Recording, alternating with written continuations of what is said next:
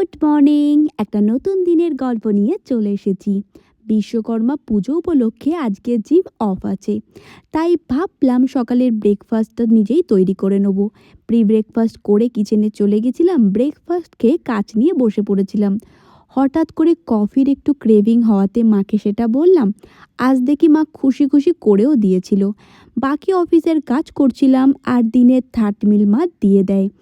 আজ অফিসের কাজ করতে করতে অনেক বেলা হয়ে গেছিল।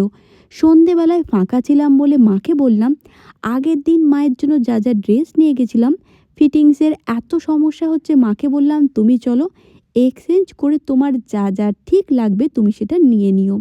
মোটামুটি কেনাকাটি কমপ্লিট হলো।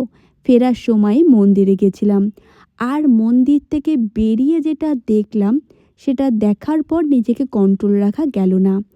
আজকে জিম স্কিপ হয়েছে, আর তার মধ্যে ডুবো ঘিতে বোড়ানো এই লিট্টি চোখা খেয়ে আমি আজকের দিনের ক্যালোরির 12টা বাজিয়ে দিয়েছি।